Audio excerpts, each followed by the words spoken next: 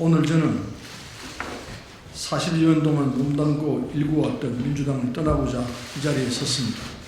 저는 감히 무소불위의 이재명 대표를 가감없이 비판했다는 이유로 하위 10% 통보를 받았고, 지금까지 제가 민주당에서 일구어 싸워온 모든 것들을 다 부정당했습니다. 새로운 미래 입당을 보여주시는지.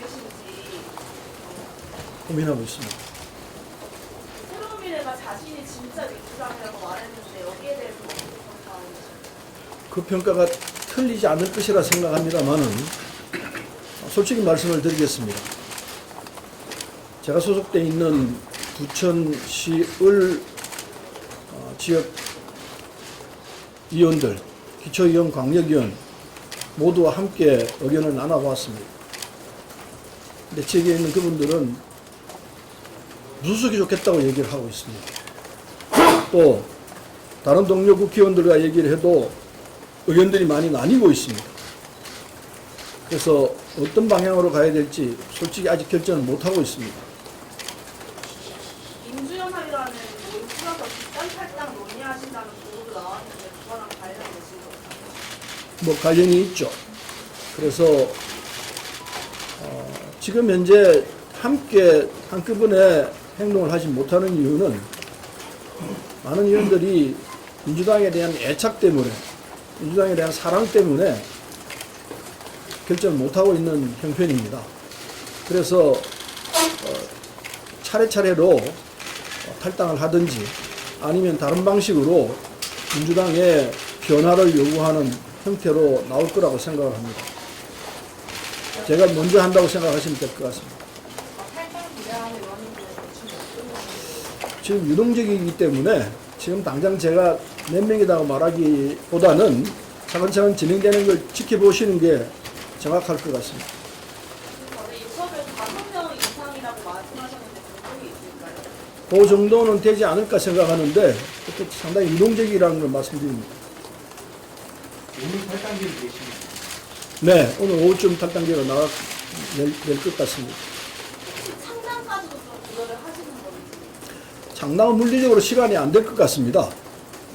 그냥 그 그룹 형태로 우리 모임의 이름을 표방하면서 하든지 아니면은 새미래일합하고 하든지 그 두 가지 선택지가 있는데 아직 결정을 못하고 있다는 걸 말씀드리겠습니다. 죄송합니다. 새미래로 가시는 거를 고민하시는 이유는 뭘까요? 논의가 아직 충족이 못 됐습니다. 서로 의견들이 조금씩 달라가지고 어제 박영순 의원은 이 시도 당 의원들과 논의한 결과 그 방향으로 가기로 결정을 하고 그렇게 갔고요. 지역마다 상황이 조금씩 다르기 때문에 그 결과 결정을 잘 못하고 있는 형편입니다. 내일 다르면 또 상황이 어떻게 변할지 알 수가 없습니다. 지금 굉장히 유동적인 상황이기 때문에 제가 잘라서 말씀드릴 수 없는 형편이라는 걸 이해해 주시면 고맙겠습니다.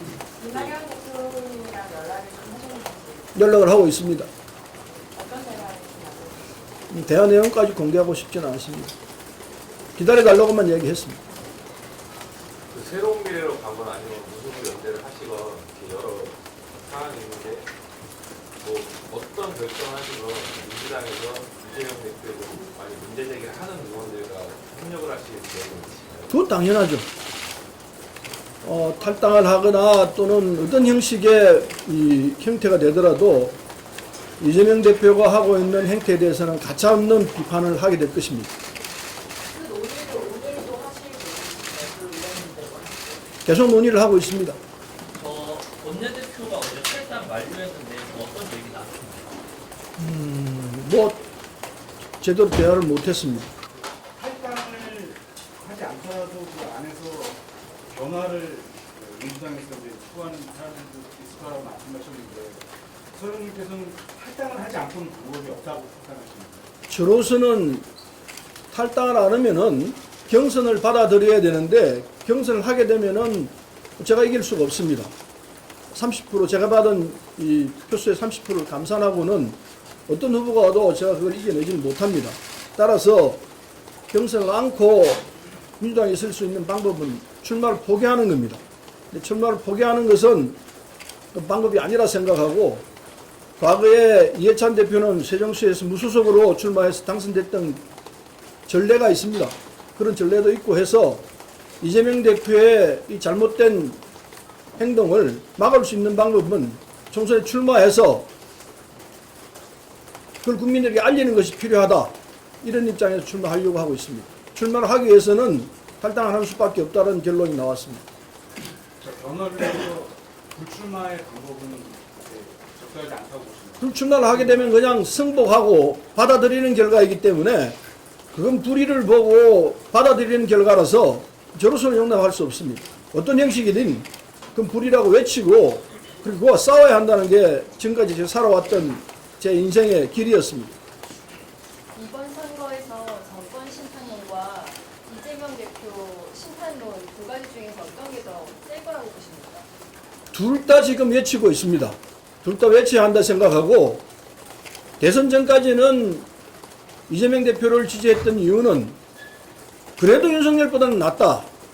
이 결론 때문에 축자고 당선시키기 위해서 애를 썼습니다. 사실입니다.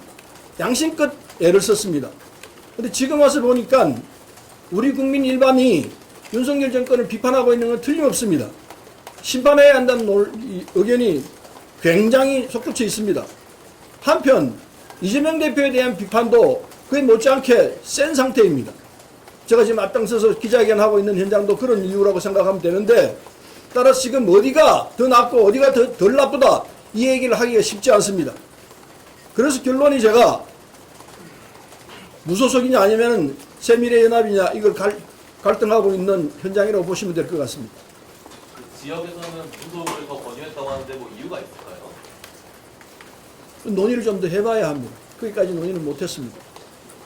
뭐 어떤 뭐 이유를 들면서 설득을 하셨을 것 같아요. 물론 있죠. 견해가 조금씩 다 다른데 그걸 지금 이 자리에서 말씀드리기에는 적절하지 않다고 봅니다. 새로운 미래에서 어떤 거를 보장해 주시거나 어떤 권한을 주신다면 그런 거 이렇게 적극적으로 키울 수 있는 그것하고는 전혀 상관이 없습니다. 뭘 하든 김구 선생님이 말씀하신 대로 수위를 해도 좋아요. 위치가 아무런 의미가 없습니다.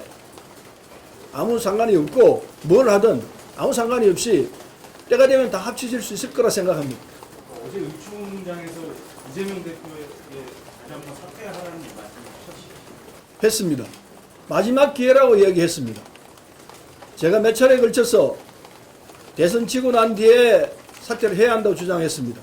당연히 그래야죠. 김대중 대통령 역시 그러셨습니다. 그리고 사퇴한다고 해서 끝난 것이 아니다. 정치를 길게 봐야 된다. 그 주장까지도 이재명 대표 앞에서 바로 쳐다보면서 얘기를 했습니다. 안 받아들였습니다. 당대표가 되고 개항에 출마하고 당대표가 되고 난 뒤에도 이렇게 당을 끌고 가는 것은 잘못이다 라고 지적했습니다. 그 결과 지금 공천을 이렇게 하고 있습니다. 그래서 어제도 얘기했습니다. 마지막 기회다라고 얘기했습니다. 마지막 기회로 민주당을 살리고 그나마 당신이 나아지려면은 대표직 내려놓고 그리고 총선 불출마하고 이런 사태를 끌고 온 책임 있는 당직자들, 사무총장, 부총장 함께 물러나는 것이 그나마 살 수 있는 마지막 기회다. 마지막 충족으로 내가 얘기한다. 이렇게 얘기했습니다. 근데 받아들이는 것지가 아니에요. 마지막이라고 한 건 총선이 임박했기 때문에 마지막이라고 했습니다. 제가 탈당하기 때문에 그렇습니다. 그리고 상황으로 볼 때 그게 마지막 기회일 거라고 생각합니다. 총선에서 패배하고 나면은 이재명 대표가 갈 길이 어디겠습니까? 탈당한다는 거는 그러면 사퇴 요구가 더 이상 유의미하다고 생각했나요? 그렇죠. 뭐 밖에서도 얘기할 수 있겠습니다만 당내 이를테면 동지로서 하는 마지막 충언이다 이렇게 얘기를 했습니다. 혹시 이재명 대표나 그 친이재명계 의원들한테 탈당을 만류한다거나 그런 연락을 받으신 바가 있는데요? 한 명도 없었습니다. 무소속으로 출마할지 새로운미래에 합류할지 결정하는 마지막 시간이나 마지막은 언제로 볼까요? 조만간에 결정하지 않을까 생각합니다. 이재명 대표가 왜 이렇게 불공정한 정치원이나 당 운영을 하고 있는지 뭐 자신의 방탄 때문이죠. 잘못된 판단인데 오판이에요 전형적으로. 그 성정 자체가 자기 자신 외에는 남을 인정하지 않는 그런 스타일이 있는 것 같습니다. 특히 자기 위에 누가 있는 걸 못 견뎌하는 스타일이 아닌가 생각합니다. 심지어 문재인 대통령이 김정성 의원에 대해서 강력한 주문을 했는데도 불구하고 그걸 걷어차고 있지 않습니까? 3선 이상 의원도 물러나야 한다는 주장도 다 바로 거기에 있습니다. 자신 위에 누구도 두지 않고 위에 있는 선배들과 상의할 생각 전혀 없는 스타일. 이게 전형적인 이재명 스타일이라고 봅니다. 40년 이상 민주당에 좀 몸 담으셨다가 이재명 대표 체제에서 탈당을 하시지 않았습니까? 그래서 이재명의 정치를 좀 한마디로 표현을 해주신다면 어떤 게 있을까요? 한마디로 말하면은 혼자 하는 독선에 가득 찬 오만의 정치를 하고 있다 생각합니다. 처음부터 잘못 시작했어요. 시장이 성남시장과 경기지사를 거치는 동안에 자신의 스타일이 굳혀졌다고 생각합니다. 지시하는 스타일. 상위에서 타협할 생각은 추호도 없는 사람입니다. 시장도 그러고 아마 지사하면서도 그런 스타일이 몸에 배인 것 같습니다. 참으로 불행한 환경이라고 생각합니다. 그 탓에 그게 정치 현장에서 정치는 그렇게 하는 거 아니지 않습니까?